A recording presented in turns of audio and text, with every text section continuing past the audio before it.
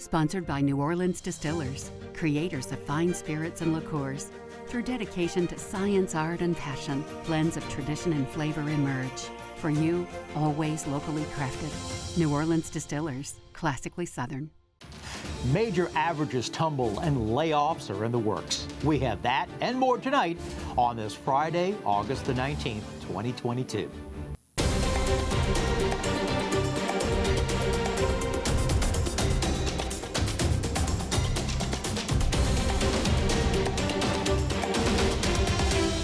Hi, I'm Andre Laborde, and welcome to Wall Street Wrap-Up on this Friday, August the 19th, 2022. I hope your week went well. Well, are you planning a trip for pleasure or maybe business?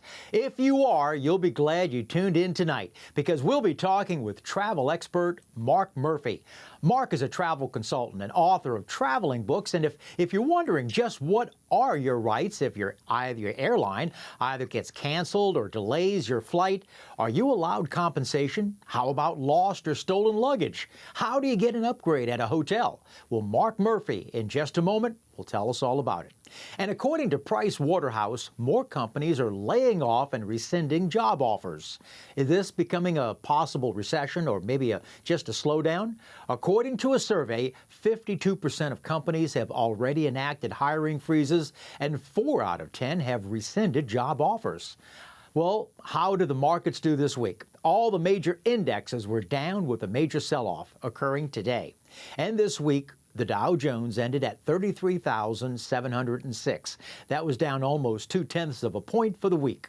And the S&P 500 closed at 4,228. That was down almost 1.2% for the week.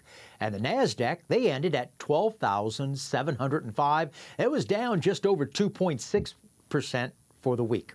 And analysts at Cohen and Company have raised a target to a new price at $190 a share. Wedbush analysts have raised Apple's price to a new price target at $220 a share. And analyst Brian Nagel from Oppenheimer Securities, and if you remember, he was a guest on Wall Street Wrap-Up just a couple of weeks ago. Brian has an outperform rating on and a new price target on Home Depot at $475 a share. Well, this week, Secretary of Transportation Pete Buttigieg sent letters to the 10 largest U.S. airlines to do more to help stranded and delayed passengers, calling the levels of disruption of travelers this summer as completely unacceptable. In his request to the airlines, he said at a minimum to provide meal vouchers for delays of 3 hours or more and to have lodging of passengers delayed overnight due to disruptions within the carrier's control, saying that that's a perfect segue into our guest this evening because with the United States is travel expert and entrepreneur Mark Murphy. Hi, welcome to Wall Street Wrap-Up, Mark. Thank you. Thank you. Great to be here. Mark, so there have been so many cancellations lately at airports, not just domestically in the United States, but around the world. Is there like a top reason or a top 2 to 3 reasons why there are so many more cancellations in airports of flights today? I think you could sum it up where it started obviously with COVID. COVID really killed the travel industry. And then as we came out of COVID and demand hit, and we're seeing this with inflation and virtually everywhere, the airline industry did not do a great job of getting ready for that return to travel and that what we call an opening play. And unfortunately, at the same time, they shot themselves in the foot because they required vaccines for, let's say, their pilots and their other workers. And those folks really pushed back, and some were forced out. Some went into early retirement. Some said enough's enough. And that's now created or exacerbated what was already a huge problem, which is a very large pilot shortage. And it really comes down to these government mandates, because when you hear about air traffic control issues or whatever the issue is, and the excuse, I like to call it excuses, well, if you don't impose the vaccine mandate from the government on a vaccine that does nothing to stop you from getting infected, just ask Joe, Jill, and Secretary Austin. Jill right now has it again, and she's gotten all the shots, right? Mm-hmm. Yes. And so, I mean, I don't fault people for getting it. I don't fault people in certain situations. But to mandate it when you know it doesn't do what it's being mandated for, which is keeping you from getting it and spreading it, then I still wonder, why are they still forcing college kids, everything else? So in the airline industry, those forced mandates got a lot of people out. They already had a pilot shortage. I've been talking on national TV for over a decade about pilot shortages and why they need to do something. And at the same time, things were imposed in terms of how long you can fly for on any given flight. If your flight gets delayed and you take off late and you're supposed to be flying the connecting flight, now that crew can't go on that connecting flight. Mm-hmm. And what happens with airline delays and cancellations, it creates what they call a domino effect. And that means that you could have a day of bad weather that cancels flights that day, but it may take you 72 hours to get back on track. And that's typically the average. But with all the crew issues, that's why you're seeing American Airlines just recently announcing that they're pulling more flights in the fall, because they're concerned about crew issues. That's why airports like over at Heathrow in London are saying, well, we don't want people flying because, at the end of the day, there's only so many flights we can handle a day because they're having staffing issues. And I think a lot of it goes to this COVID disruption, and these vaccine mandates is a huge, huge part of what has delayed the ability to get back on track. Let's say if a viewer out there that wants to book a flight, would they have a better chance of not getting canceled or delayed if it's the earlier the morning, the better? Absolutely. So what I always like to do is I always like to see, number one, take the first flight out if at all possible. I don't care if it's at 6 a.m., get on that flight. And you'll know if that flight is probably going to go if indeed you look at the incoming flight that you'll see on the airline app or various airline related apps.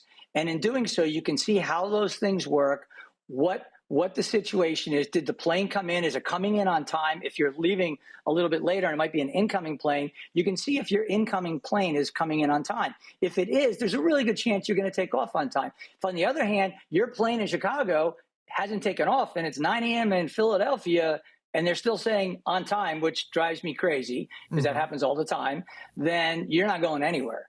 And what happens then is that flight will get canceled ultimately, especially if that crew has already been flying, let's say on an overnight flight, let's say from the West Coast to Chicago, and then they were supposed to go from Chicago to Philadelphia. You're in a world of hurt because you are not getting another crew. You're not getting another plane. You're not going anywhere. And that's where it gets super frustrating for travelers. And we're seeing 40% of flights on some weekends being either canceled or delayed. If it's less than 6 or 7, yeah. Go ahead. I was saying, if less than 6 or 7 hours, drive. Yeah. Even with the price of gas, drive. You're guaranteed to get there, even though it might not be as comfortable. That's interesting. So if you need to go to a destination and it's less than 6 hours, 6 or 7 hours, it's better. Drive. Because they've cut back on capacity, they've cut back on cities, especially secondary cities. With the airlines have been doing that this entire year. They've been announcing what cities they're leaving. That means that more and more people are going to crowd into the hubs, and that means if you're delayed, you're going to miss that connection. You probably aren't getting to your final destination that day, let alone that night. And you might not get there for a couple of days. I've had situations where I had to get rebooked on, let's say, a Tuesday, and they're like, yeah, our first flight's Friday. And I go, well, what would you like me to do for the next 3 days? Mm-hmm. And obviously, they don't really have an answer. And there's nothing that person at the counter can do. That's why I always recommend people use a travel agent. People forgot that travel agents existed. COVID brought them to the forefront as far as understanding, like, wow, I booked a cruise, but now they've changed the policy. Now I can't go because my kid has to be vaccinated. I'm not going to get my kid vaccinated and yada. And it just leads to this world of hurt because you're on the phone for hours and hours and hours. Do they have to put you up in a hotel? Or what rights do you have? You pretty much have no rights, unfortunately. The reality of the airline industry, there's a thing called a contract of carriage. Nobody has ever read the whole thing. It's pages and pages and pages, which basically says, acts of God, weather, anything can be an excuse for you not getting to your final destination. The only thing they will really do for you is give you a refund. And then you have to rebook your flight somewhere. And the problem with that is if you booked that flight a month ago and it was $200 round trip, and now you have to rebook it within a day or two to depart, you might pay $1,000 for that ticket. If you stay with that airline, they will get you rebooked. But especially if you're on a low price ticket, you're not really a high priority for that for that airline, they like the business travel guys, the guys that have to book last minute, pay top dollar, full fare types of stuff. Unfortunately for the airlines, they've gotten killed on the business travel side because of COVID and this whole remote working thing, and the fact that people aren't traveling like they used to, in the front of the plane last minute as business travelers. Travel insurance is usually offered many times, whether it's going through a booking site or maybe the airline. But I'm always afraid, Mark, because there's an old saying in contracts that what the large print giveth, the small print taketh away. If you book travel insurance, do you also come into this? Well, if it's weather or for others, that doesn't count, and you're thinking that you're covered through your insurance, but actually you're not. How worthwhile is travel insurance? It all comes down to what you're booking, right? So especially if you're booking a leisure trip and you're going on vacation, you want to make sure you have a policy that has, trip interruptions insurance. If your trip gets interrupted for some reason, because of a sickness, because of any reason, then you'll be covered. Now, you really need to talk to somebody who's licensed in the insurance space, but you want to cancel for any reason, and you want to talk to somebody that, in the case of travel insurance, is typically booked by a travel agent when you book a package or a trip. It protects you. Where it doesn't really work for me is, let's say you're booking a hotel in New York City and you're taking the train up from Philadelphia. Well, look at the cancellation policy of the hotel. If it tells you up till 6 p.m. of the day of arrival, you don't need travel insurance because you can cancel with no penalty. If, on the other hand, you're prepaying and you're giving them the money now and you're risking losing it if you have to cancel for some reason, then you need to have that. So it really comes down to the policy of that airline, because if you book an airline ticket through a travel agent, I have all today and all through next day till the end of the day, midnight, to cancel that flight, even though I've already booked it. Whereas somebody who books it themselves, depending on where they're booking it, they might have till the end of the day they booked it, and the next day they wake up, they have buyer's remorse, they go to cancel, they can't. Airlines have been notorious, Mark, about overbooking, so that because they figured for the longest time, well, they may be a 5% or a 10% no-shows. So if they overbook by 5% or 10%, but every now and then, as you know where I'm getting, they all of a sudden get overbooked. So they'll offer, a credit for something, and they'll start going up. Or what do they have to be able to negotiate? Some people, like a family of four, have gotten $40,000, $50,000 worth of travel vouchers to use at a future date. So they're willing to give up that $1,000 ticket to have $40,000 worth of potential airfare going forward. The challenge you always have is if you're involuntarily booked, there can be compensation unless they get you on a flight to your final destination within a certain time frame, and it also depends on where you're flying, right? So there are some rights if you're involuntarily bumped, but because they offer those incentives, because they don't want to have to deal with that, they end up getting people to walk off the plane and say, you know what, I'll take it, I'll take the next flight, or I'll take a flight tomorrow, and there's enough compensation there, because they'll sometimes say, hey, it's the last flight of the day, we'll put you up in a hotel, we'll give you a $500 voucher for food, we'll give you a $2,500 voucher for the seat. All of a sudden, if you're flexible, like a college kid or whatnot, heck yeah. But if you have to be at work or you have to be at a meeting, that's where business guys like me, I've never taken compensation to get bumped. I've just said, I'm not moving. And I'm one of the last guys that's going to get bumped because I always had status with the airlines. It's the poor slob that does a leisure trip once or twice a year or once a year. And he's like, what are my rights? You literally have none. About 8 months ago, 6-8 months ago, we had Oscar Munoz on the show. And Oscar used to be the former CEO and chairman of United Airlines. And this was right after the circumstance on a UAL flight that they were overbooked and nobody was giving up their seat. Well, it turned out that the reason that they needed the seat was because of other other United Airlines employees needed to get to another city. And they physically, I don't know if you remember that video, and it ran viral, of this doctor that they literally dragged him out. Now, I have no idea how much they finally settled for him because of the viral video, but is it like you were saying a little bit earlier, you basically have no rights, that if they want you off, you can be taken off that flight? Yeah.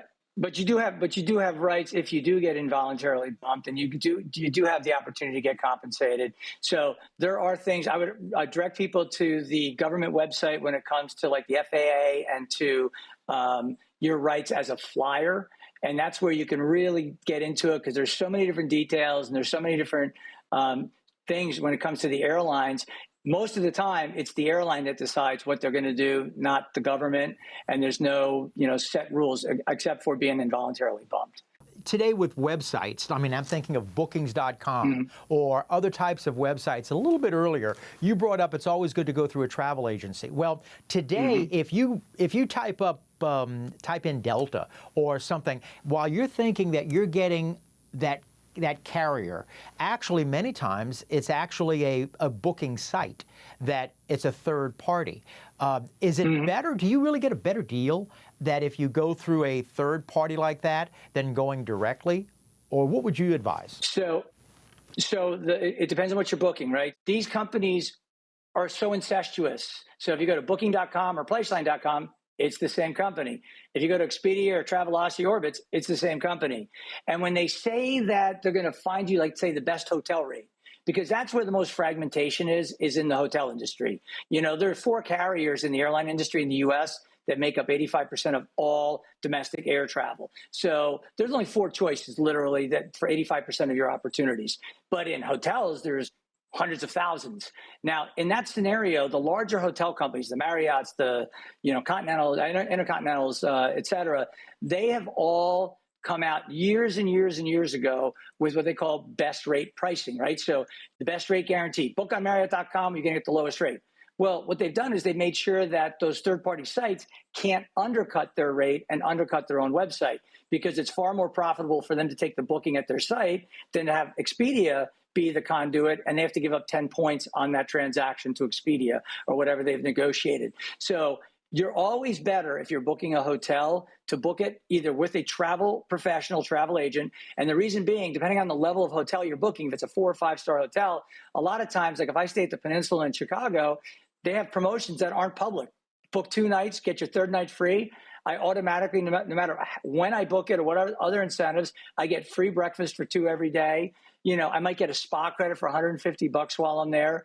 And that's on a 2-night stay. That's not publicly available. So those travel agents get embraced by those higher end brands in order to create more value, to get people like me to show up, because they're hoping that all of those things add up, but I'll be a bigger spender when I'm in the property. I'll spend more time in their restaurants, in their bars, et cetera. I might buy some merchandise.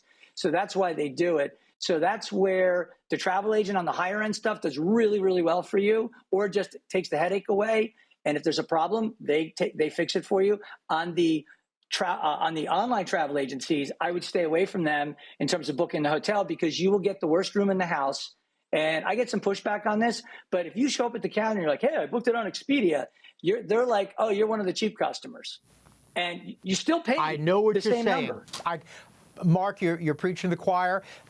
Many times I'm thinking I'm booking through a hotel when it was a third party, and it wasn't until the very end when I'd want to put in my Marriott number, and rewards. I find out it's too late. It's already gone through a third party type of system, right? And if you book through Expedia, let's say, and you show up at the Westin Hotel in Times Square, you don't get the points.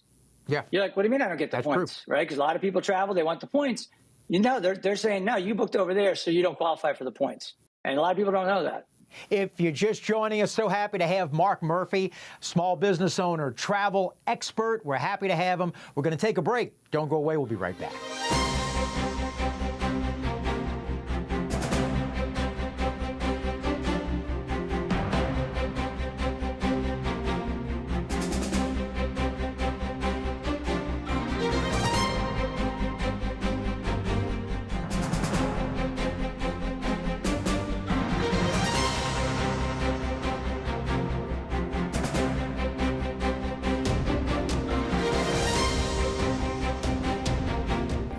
If you're just joining us, we're happy to have Mark Murphy, travel expert, with us.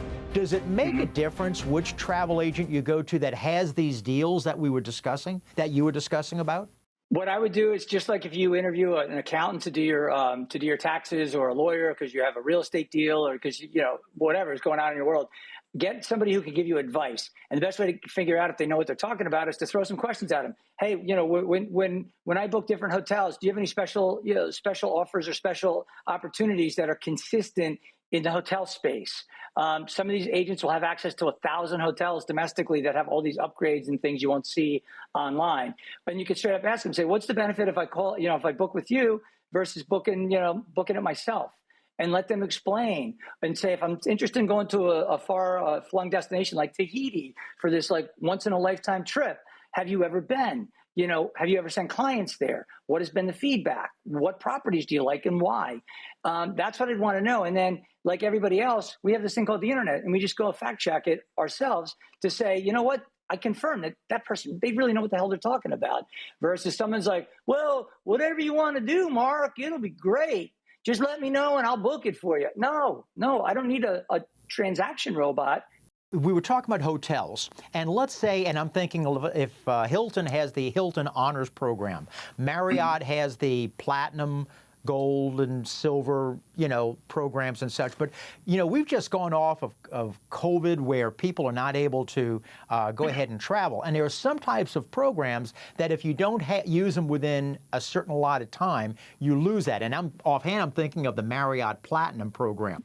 Well, are hotels now extending this, or how can you as a guest, if they're telling you, oh, I'm sorry, Mr. Murphy, you haven't used enough, you haven't made enough points within a certain allotted time. Is everything negotiable? Everything is. And I'll tell you, I think the airline industry has been good about it. The hotel chains have been good about extending the period where points expire or you have to requalify. I just got something, I think it was from American, because I haven't flown very much in the last couple of years. I used to fly every week. And part of it's because I sold my company, but part of it was because of COVID. And so from that standpoint, yes, they're very good about it. And I think everything is negotiable. If you are a valuable client, which means you travel a lot, and that's why you're concerned about the points, then they don't want to lose a valuable high yield customer. The average traveler might book their hotel once in a lifetime or twice in a lifetime. A business traveler could book that hotel in downtown Nashville 10 times a year at full rate. So that's the difference. And I think they're cognizant of that. So you'd be just fine if you're a frequent traveler and points are important to you. The irony with me is I never really cared about the airline, the hotel rewards, because the hotel rewards weren't that significant. And at the end, if I got a special deal because I'm in the industry, people would be able to comp me, et cetera. I was getting points if I'm getting comped. And then if I want to go on vacation, I just call somebody. Hey, I'm coming down. I got 100,000 followers. They know who I am. And, can they accommodate me at like a media rate? And half the time, media rate's a hell of a lot better than a rate that's, being factored in through a rewards program. So there's a media rate as well, too. There are so many different type of factors that go at different types of levels, besides like if you're a member of AAA, if you're a member of the military, if you're a senior citizen, such as that. Exactly. Mm-hmm. Exactly. Yeah. And what's great, travel's amazing. I'm glad things have opened up again because for people to get out there and explore different cultures, that's how we lower the temperature, if you would, when it comes to foreign conflicts and everything else. Because if more people knew what it was like in these various places and how great some of the places are and how miserable some of them are, because I've been to some pretty miserable places, you would have a much better appreciation for what you have here in this country. And also, I think it lowers the temperature from the standpoint of wars and conflicts, et cetera. Mark, I always say I spent 30 years Navy, and I've enjoyed every place I've gone to. Now, some place I've enjoyed when I got there, and sometimes I've enjoyed it more when I've left. Mark, what about lost luggage? And I guess you can most times this is for airlines, or if you find that something's been taken out of your luggage while you were going and traveling. So the challenge you have is if they completely lose it, there's a cap on the bags. So if they compensate you, it'll be days or weeks later. A lot of times that stuff is lost. I've had stuff lost on the South American trip, and I didn't get it back for 3 or 4 weeks, but I eventually got it back. It didn't do me much good for my trip. So the key with lost luggage, number one, is Always bring a carry-on. Assume that your luggage is going to get lost if you have a bigger bag, and bring stuff that you can live in for a week or so, if at all possible. Obviously, medicine, all that, you always carry on with you. As far as losing it, I'd always suggest, spending $25 or about $25 each. Get one of those Apple AirTags or another tracker. Stick it somewhere inside your bag where it's not going to be easily discovered. And then I put them on things like luggage, because then I can see that my luggage is with me. And if my luggage moves 20 or 30, 50 feet away from me, I get an alert that says, hey, your stuff's moving and you're not, basically. And all of a sudden, if somebody kind of lifts something out from you or grabs your purse, or if you're a lady, or a wallet, you could always have these things in there, and they're really cheap. It's $100 for a pack of 4, I think is what they total out to. And that way you can see physically where your bag is right on your iPhone, if you have an iPhone, or you can use other devices if you use Androids. Can you lock your luggage, or does TSA state that you have to keep it open? You can lock it with a TSA approved lock, one that they have a key that they can open it. If you have it locked any other way, they'll break the lock. Because if they see that, that's a sign that there's some nefarious thing going on. They'll break it, even if it's just an oversight, and there goes your bag. So you don't want to have that happen to you. But as long as you have the proper lock, then you're fine. And you'll see them in all the travel stores, Brookstones, all those places you see in the airport, as well as just order them on Amazon or wherever you feel like it. I hope you come back. Thoroughly enjoyed it. Love to. You're welcome. Have a great one. Thanks, Mark. Well, if you've got a question about finance or a comment about the show, love to hear from you. Make it pithy and concise. Write us at andre@wallstreetwrapup.info. And now, a look ahead from market information for next week. But first, what internet company went public on this day that's taken the place of the encyclopedia? We've got the answer in just a moment.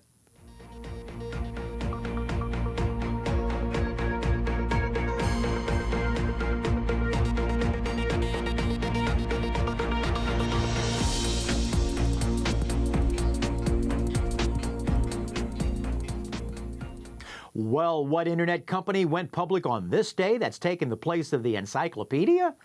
Google. It went public in 2004, 18 years ago, at $85 a share, and since its IPO, the shares are up over 4,600% from its IPO. Well, finally, according to a recent regulatory filing with the SEC, it's been reported that in the second quarter of this year, when many people were panicking due to the bear market, Warren Buffett's Berkshire Hathaway was buying. Warren increased his positions in Apple by about almost 4 million shares. Now, it's not clear exactly when during the second quarter he purchased the additional 4 million shares, which as of June 30th, Apple's stake, was worth over $122 billion. And Berkshire did sell its entire stake in Verizon, and by the end of the second quarter was worth over $70 million. Berkshire Hathaway also increased his position in Chevron and Activision Blizzard, and today, Warren Buffett has received permission from the Federal Energy Regulatory Commission to purchase up to now 50% of Occidental Petroleum. Those shares closed of Oxy's at $71.27. Next week on Wall Street Wrap-Up, how are your investments this year working out? Well, next week, we'll be talking with J.P. Morgan's head of investments, Terry Dufresne. Terry works also with high net worth individuals, foundations, and endowments. Where is he advising these individuals and foundations to place their money? Well, we're going to ask him next week, J.P. Morgan's Terry Dufresne. And as a reminder, we repeat the show on Sunday mornings. But the best way, set your DVR so you'll never miss an episode. And that is our show for this Friday, August 19th, 2022. I hope you enjoyed it. My thanks to Mark Murphy for joining us this evening. But always, it's you. We appreciate you for allowing us into your homes tonight. So remember, follow us on all the social media, on Facebook, YouTube, and Twitter, and WYES.org. So have a great weekend ahead and a productive week as well. I'll see you next week. For Wall Street Wrap-Up, I'm Andre Laborde. And remember, as always, money never sleeps.